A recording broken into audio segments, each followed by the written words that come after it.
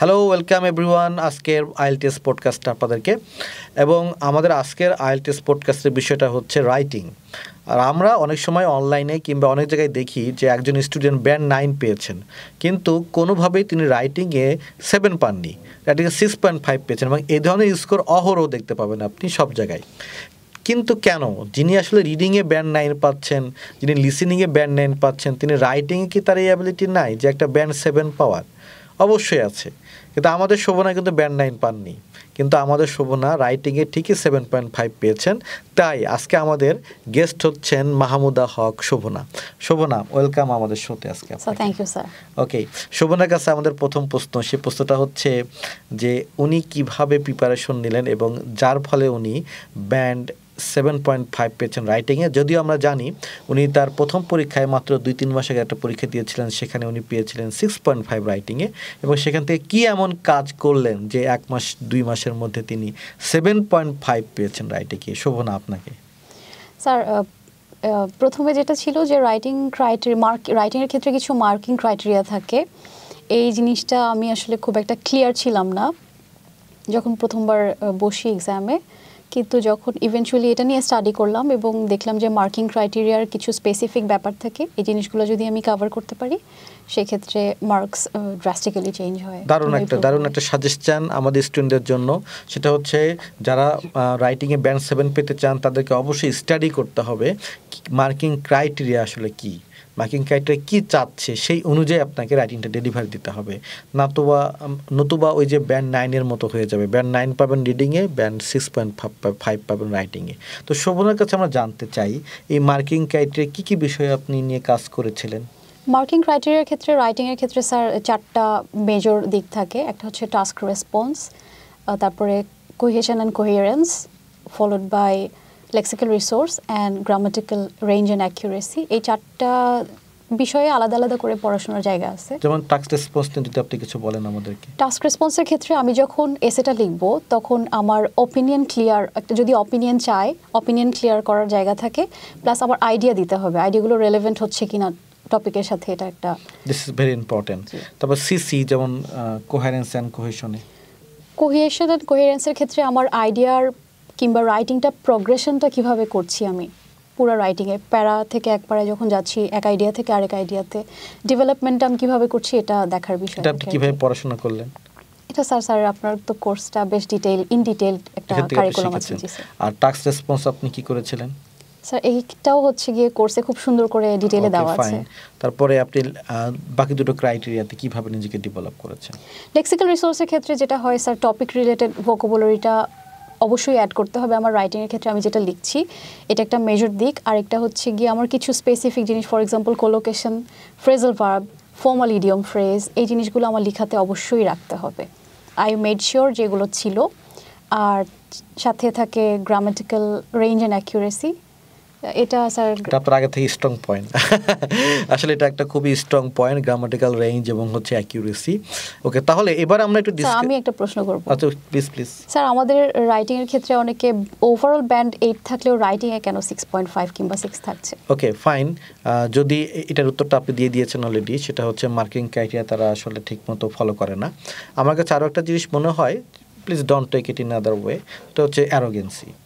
মানে ব্যাপারটা হচ্ছে কি, তারা মনে করে যে এটাতে আমার কোনো ফিডব্যাক দরকার নাই, আমি বেশি বুঝি, আমি খুব ভালো জানি, so I don't need anyone to guide me.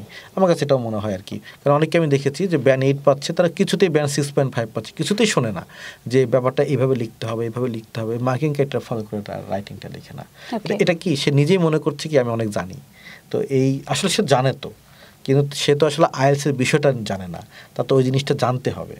ওটা একটু যদি সে ফ্লেক্সিবল হয় না, তাহলে তাকে ব্যান্ড 7 পাওয়ানো পসিবল। সরি, আমি একটু ডাইরেক্ট কথাবার্তা বলে ফেললাম, যেগুলো আসলে মার্কেটিংয়ের জন্য খুব ভালো কথাবার্তা না, এনিওয়ে, বা অন এয়ারের জন্য খুব ভালো কথাবার্তা না। এনিওয়ে, আচ্ছা, আপনি তো এখন কিছুটা টিচও করছেন, হ্যাঁ, তাহলে আপনি স্টুডেন্টদের কোন প্রবলেমগুলো ফাইন্ড আউট করছেন মোস্ট?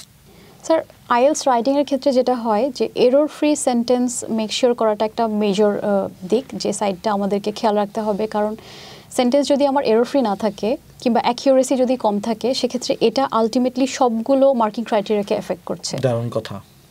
যে আমার যদি আসলে সেন্টেন্সটা পড়ে যদি আমি নাই বুঝি তাহলে আমি আসলে টাস্ক রেসপন্স আপনাকে কেন স্কোর দেব, তাই না? তারপরে আর কোন প্রবলেম?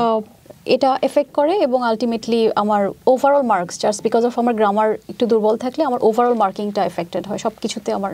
আচ্ছা, এটা হচ্ছে গ্রামাটিক্যাল রেঞ্জ এবং অ্যাকিউরেসির ক্ষেত্রে, but what about the task response or other cases? Task response খুব ক্লিয়ারলি আমাকে যেটা কোয়েশ্চেনে চেয়েছে, ফর এক্সাম্পল আমি যদি একটা কোয়েশ্চেনের কথা বলি, আমার কাছে আছে nuclear energy is the only alternative for fossil fuel. Only alternative for, মানে নিউক্লিয়ার এনার্জি হচ্ছে ফসিল ফুয়েলের একমাত্র অল্টারনেটিভ। যদি আমরা যেমন রূপপুরে করছি আর কি সেরকম। আচ্ছা, ফাইন। সেক্ষেত্রে কোয়েশ্চেন টাইপ যদি থাকে to what extent do you agree or disagree, এই ধরনের প্রশ্নে ম্যাক্সিমাম খাতা যখন আমরা দেখি তখন দেখি যে ওনারা অ্যাডভান্টেজ ডিসঅ্যাডভান্টেজ নিউক্লিয়ার এনার্জির কিংবা হচ্ছে গিয়ে ফসিল ফুয়েলের অ্যাডভান্টেজ ডিসঅ্যাডভান্টেজ বলে ওনারা শেষ করেন। সুন্দর রাইটিং হয়।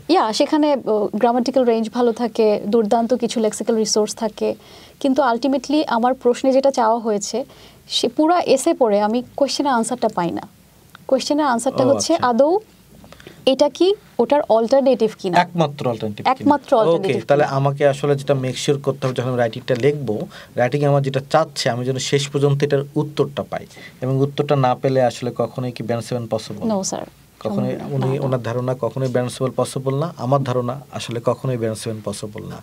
টাস্ক রেসপন্স হচ্ছে এমন একটি জায়গা যেখানে আপনার পেনাল্টি হতে পারে, এবং আপনি যদি যেটা লিখতে বলেছে তা যদি উত্তরটা ঠিক মতো না পান এক্সামিনার কখনোই আপনাকে ব্যান্ড 7 দিবেন না, এবং এটা একটা ওয়ান অফ দ্য রিজনস যে অনেকেই ব্যান্ড 6.5 স্টাক হয়ে থাকে। এবং আরেকটা বিষয় হচ্ছে সেটা হচ্ছে রাইটিংয়ে কিন্তু ফিডব্যাক অনেক প্রয়োজন যদি আপনি ইমপ্রুভ করতে চান, কারণ এটা প্রোডাক্টিভ স্কিল। সো আপনি রাইটিংয়ে ইমপ্রুভ করার জন্য আমাদের স্টুডেন্টদেরকে কি সাজেশন দিবেন? আমাদের ক্যান্ডিডেট সার্ভিস। আচ্ছা, মার্কেটিং করে ফেলতেছে।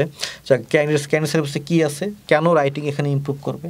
স্যার, ক্যারিয়ার সার্ভিসে যেটা হয় যেদিন এক্সাম হয় ওই দিনই আমরা face to face individualised feedback দিয়ে থাকি, অ্যাজ ওয়েল অ্যাজ লেখার অ্যাপ্রোচটা ওই স্পেসিফিক কোয়েশ্চেনের জন্য কেমন হতে পারে সেটারও আমরা একটা ছোট একটা ক্লাস নিয়ে ফেলি, লেকচার নিয়ে ফেলি। ইয়েস, ওকে, এবং এটা ওদেরকে ইমপ্রুভ করে ডেফিনেটলি, এটা অনেক বেশি ইম্প্যাক্ট ফেলে ওদের আলটিমেট মার্কিং এ। ওকে, শোভনা, আপনাকে অনেক অনেক ধন্যবাদ আমাদের শোতে আসার জন্য।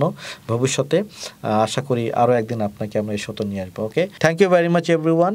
এবং আজকের পডকাস্ট নিশ্চয়ই আপনাদের অনেক মূল্যবান কিছু তথ্য ইনফরমেশন আপনাদেরকে প্রোভাইড করতে সক্ষম হয়েছে, বিশেষ করে যারা রাইটিংয়ে 7 পাচ্ছেন না তাদের জন্য। আর শোভনাকে অসংখ্য ধন্যবাদ আমাদের শোতে আসার জন্য। নেক্সট টাইম আবার অন্য একটা টপিক নিয়ে আপনাদের সাথে দেখা হবে। ধন্যবাদ সবাইকে।